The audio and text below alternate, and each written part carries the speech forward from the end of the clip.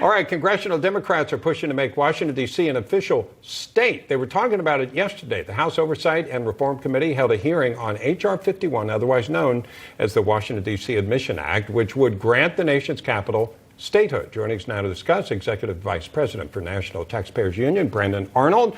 Brandon, what's the likelihood? And if it did happen, would there be damage from it?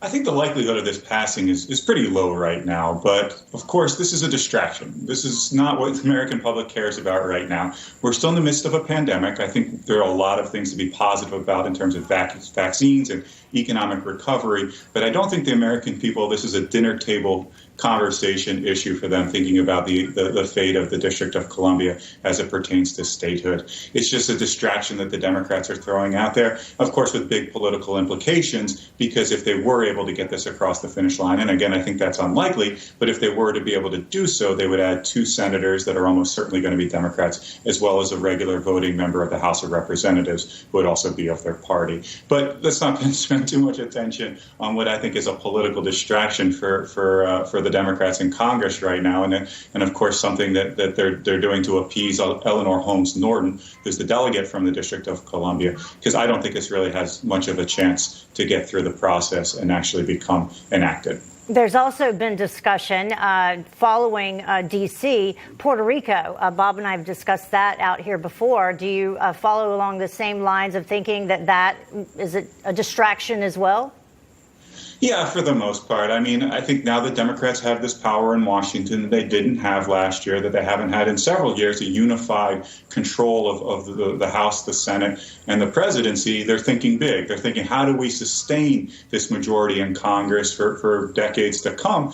And that, of course, involves adding current territories or the District of Columbia into statehood that creates more voting members of the Democratic Party in Congress for them. I think it's got a very, very long shot of ever getting across the finish line here, but it's fun for the Democrats to dream, of course.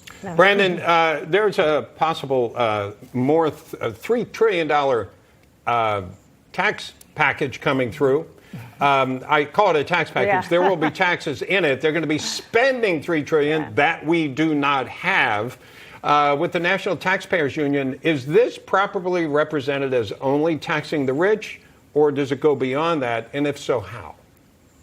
Yeah, what we're talking about here is potentially a huge tax increase, one of the biggest we've seen in decades and decades. Back of the envelope calculations, and of course all the numbers are a little fuzzy now because we don't have firm details of the plan, but back of the envelope calculations could suggest this is a $2.7 trillion tax increase. So we're talking about raising taxes that much, you're going to hit everybody with taxes. The goal is to hit corporations and wealthy individuals. But as we know from reading the economic literature, when you raise taxes on corporations, what do? They reduce wages for workers, including middle-class workers, of course, and they increase the cost of their products. So consumers end up paying more for things when they go to the store, when they go to Target or Walmart or wherever. They're bearing the incidence of these tax increases. So even if they're not going to raise taxes directly on people making less than $400,000, and we don't know if that's the case or not yet, Obama went back on his $250,000 pledge, of course. We don't know if they'll directly tax working class people, but indirectly, they absolutely will be raising taxes on working class, middle class Americans. Yeah, and it could, I believe you had mentioned, and a couple other people, could raise the price tag up to about $4 trillion